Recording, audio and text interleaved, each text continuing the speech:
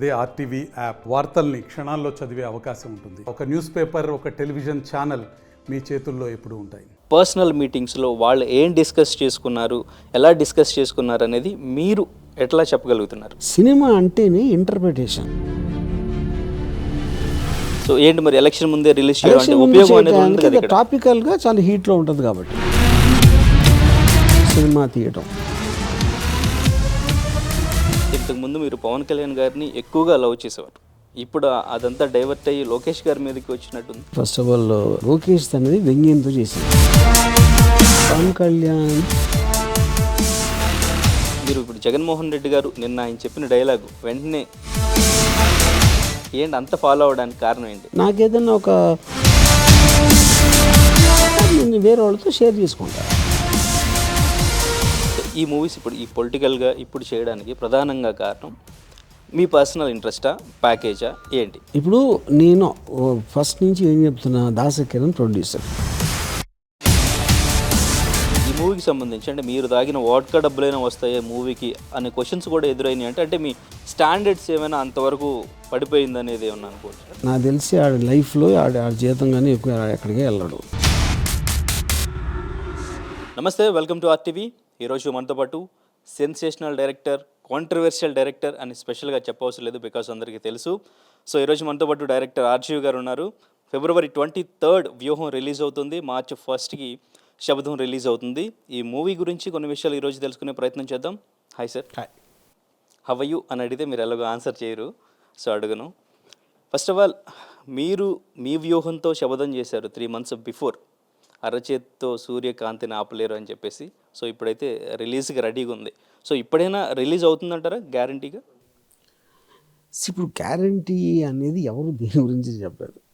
రేపు morning earthquake రావచ్చు, you know, లేకపోతే ఏదో అవ్వచ్చు, I don't know. Yeah yeah అంటే మీకు ఇప్పటి వరకు అంటే సెన్సార్ ప్రాబ్లమ్స్ వచ్చినాయి, ఈ ప్రాబ్లమ్స్ అన్నీ కూడా అదే అయిపోయింది, ఆ ఆస్పెక్ట్ అయిపోయింది. ఓకే, ఇంకేమైనా ప్రాబ్లమ్స్ మీరు ఫేస్ చేయడానికి రెడీగా ఉన్నారని?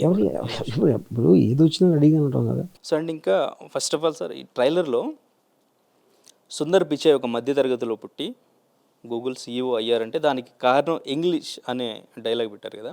ఆ డైలాగ్ గురించి ఎక్కువగా డిస్కషన్. అంటే ఇంగ్లీష్ వస్తే సరిపోద్దా, CEO అయిపోతారా? సో అలా అది తెలియకే ఇంగ్లీష్ టీచర్స్ అందరూ కూడా స్కూల్లో లెసన్స్ చెప్పుకుంటున్నారా అని కొంతమంది డిస్కషన్. ఏమంటారు దీని మీద?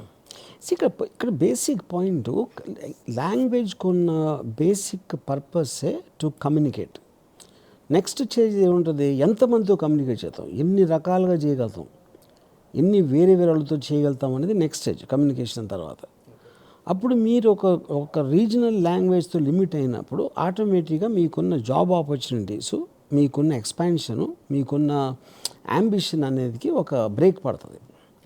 English international and universal language కాబట్టి ఇప్పుడున్న వరల్డ్లో ఆబ్వియస్లీ దాని అడ్వాంటేజ్ దానికి ఉంటుంది. Yeah, so that is what I meant. So ఇప్పుడు టోటల్గా వ్యూహం కానివ్వండి, శబదం కానివ్వండి, ఫిక్షనల్ అయినా యథార్థ సంఘటనల్ని యథార్థంగా ఇప్పుడు ఏం జరుగుతుంది ట్రూత్, ఏం ఫిక్షన్ లేదు దాంట్లో.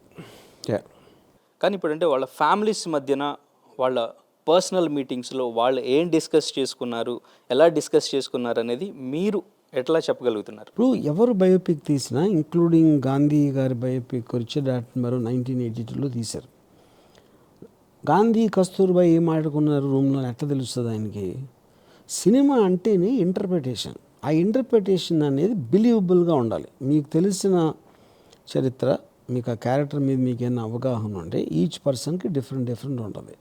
వాళ్ళు సినిమా తీస్తున్నప్పుడు జరిగి ఉంటుంది అనేది మీరు అనిపించినప్పుడు ఆ పర్పస్ అనేది సర్వ్ అవుతుంది. అది ఎప్పుడు తెలుస్తుంది? సినిమా చూసినప్పుడే తెలుస్తుంది. అంటే ఇప్పుడు ఇది జనాలు నమ్మాలి అని మీరు అనుకుంటున్నారా, లేకపోతే ఎందుకు తీస్తాం? నమ్ముతారు అని అనుకుంటున్నారా? అది నాకు తెలియదు కదా. నమ్మాలి అనేది హోప్, నమ్మటం అనేది రియాలిటీ. అది నాకు తెలియదు కదా. ఓకే, నమ్మాలి అని మీరు అనుకుంటున్నారు. నమ్మడం వల్ల నమ్మాలి అనేది హోప్, అందుకనే కదా తీసింది సినిమా. ఇప్పుడు నమ్మడం వల్ల ప్రజలకి నేను ఇప్పుడు చెప్పాను అనుకోండి, మీరు వినాలి అనుకుంటా, విని నాతో అగ్రి అవ్వాలి అనుకుంటా, అది అగ్రి అవుతారా లేదా నాకు తెలియదు కదా. మేబీ నమ్మితే దీనివల్ల ఏంటి, ఎవరికి ఉపయోగం? ఎవరికి ఉపయోగం? ఇప్పుడు నేను కథ చెప్తే ఎవరికి ఉపయోగం? రక్షేత్ర తీస్తే ఎవరికి ఉపయోగమా? నేను చేసేది, నేను నమ్మేది తీస్తాను. సినిమా తీయటం అంటే అదే, ఎవరికో సేవ చేయడానికి ఎవరు చేయరు. కానీ ఎలక్షన్ ముందుగానే రిలీజ్ చేయాలి అని కూడా మీరు చెప్పారు. సో ఏంటి మరి ఎలక్షన్ ముందే రిలీజ్ ఎలక్షన్ ముందు చేయడానికి అది టాపికల్గా చాలా హీట్లో ఉంటుంది కాబట్టి. అంటే ఉపయోగం అనేది ఏదో ఒక పార్టీకి అవుతుంది. ఉపయోగం నాకు అనవసరమైన విషయం అది. ఇప్పుడు నేను చేసేది ఒక కమర్షియల్ ఆస్పెక్ట్లో సినిమా తీయటం, దానికి సంబంధించింది నా పర్సనల్ పారామీటర్స్ ఉంటాయి. అది ఎవరికన్నా ఉపయోగపడితే అది సైడ్ ఎఫెక్ట్, అది నా మెయిన్ ఎఫెక్ట్ కాదు.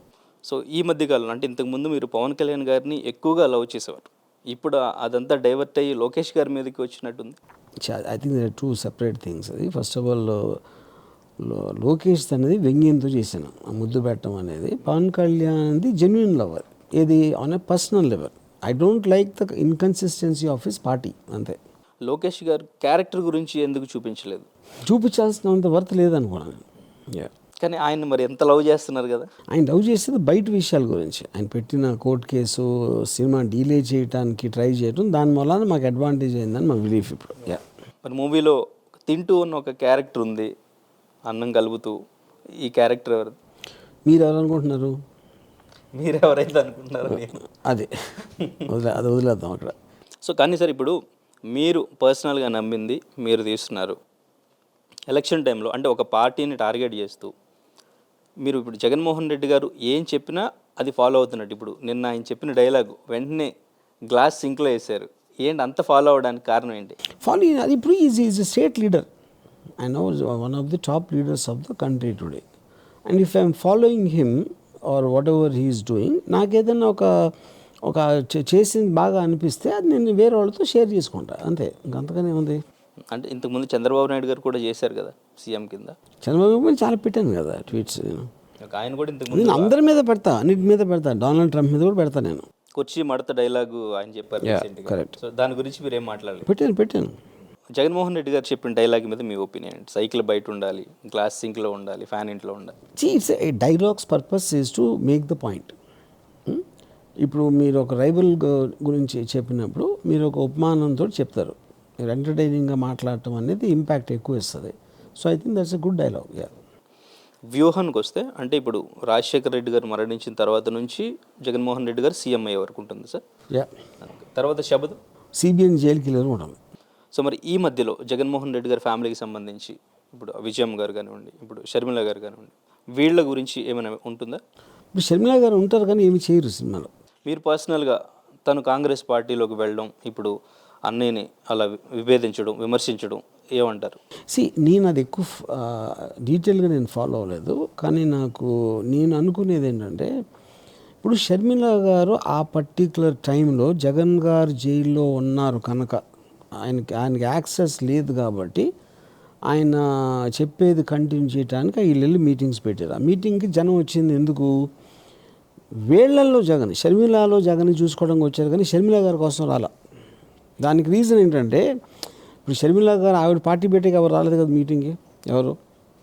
ఇంకోటి జగన్ గారు షర్మిల గారు అవ్వటానికి రాజశేఖర్ రెడ్డి ఇద్దరు బిడ్డలు అవ్వచ్చు, కానీ జగన్ చేసింది ఏంటి? హైకమాండ్కి ఎదురు తిరిగి తను పార్టీ పెట్టి అందరినీ వదిలించి అందరిని వినకుండా ఒక మొండిగా వెళ్ళి దాన్ని సక్సెస్ చేసి జైలుకి వెళ్ళడానికి కూడా భయపడకుండా జైల్లో ఉండి ఇవన్నీ చేసిన దాని మూలాన జగన్ అయ్యాడు. ఓకే. అవన్నీ ఏమీ చేయకుండా జస్ట్ చెల్లెలు కాబట్టి అంతే వాల్యూ ఉంటుంది అనుకుంటాం అనేది ఇట్ అడుగు వదిలేస్తున్నాను.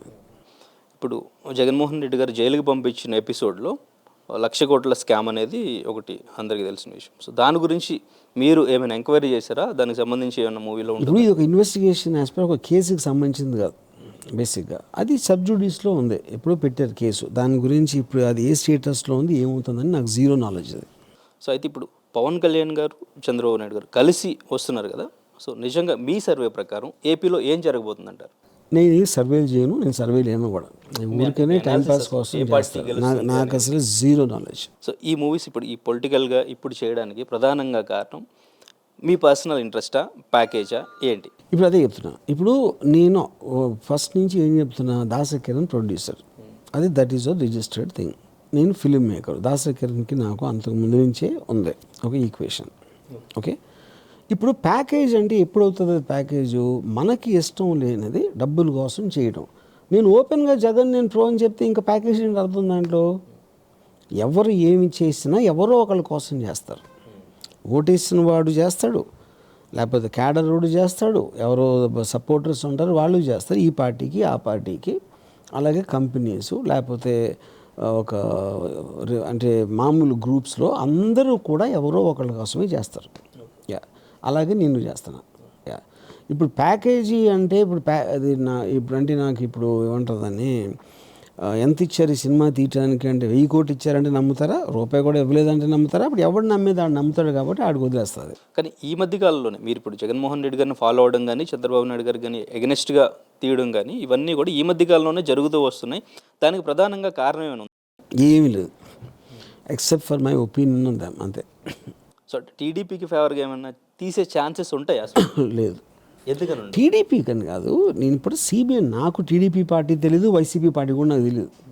నేను వ్యక్తుల ద్వారా వెళ్తాను. పార్టీలు అనేది జస్ట్ అన్ ఆర్గనైజేషన్ అది. అంటే చంద్రబాబు నాయుడు గారి మీద కూడా ఈ మధ్య కాలంలోనే మీరు చేసింది గత ఒక 4-5 years నుంచి అనుకుంటా మేబీ, ఈ మధ్య కాలంలోనే ఆయనకి అగెనెస్ట్గా మాట్లాడడం కానీ అగెనెస్ట్గా అన్నీ చేయడం ఎందుకని ఇట్లా స్టార్ట్ చేశారు? ఆ టైంలో ఆ టైంలో సినిమా తీయాలి, లక్ష్మీ మన కథానాయకుడు ఇదన్నీ వచ్చినప్పుడు ఆ టాపిక్ నా మైండ్లోకి అప్పుడు వచ్చింది, అంతగానే లేదు. అప్పటి నుంచి ర్యాండమ్గా దండయాత్ర జరుగుతూనే ఉంది. దండయాత్ర అందరి మీద చేస్తాను, నా మీద కూడా చేసుకుంటా దండయాత్ర. నేను అందులో పాపులర్ అయిన పర్సన్స్ గురించి ఎక్కువ మీడియా వాళ్ళు మాట్లాడతారు అంతే. రీసెంట్గా మీరు ఎన్టీ రామారావు గారి కంటే జూనియర్ ఎన్టీఆర్ గొప్ప అన్నట్టుగా మాట్లాడారు. సో ఏ విషయంలో గొప్ప, మీకు ఎలా? అన్ని విషయాలు గొప్ప. ఎందుకంటే is a better dancer than senior NTR, is a better looker, 6-pack body ఉంది, and kind of expressions junior NTR gives in ఇప్పుడు మన RRRలో కానీ ఎక్కడ కానీ ఎన్టీ రామారావు గారు ఫార్ సుపీరియర్. అసలు ఏమంటుందా ఇప్పుడు అక్కడ పాయింట్ ఏంటంటే ఆయన 70s 80sలో ఇప్పుడు ఉన్నారు ఆయన. దిస్ గైజ్ అంటే ఆల్మోస్ట్ ఆయన సినిమాలు మానేసిన 40 years ఇప్పుడు మాట్లాడుతున్నాం.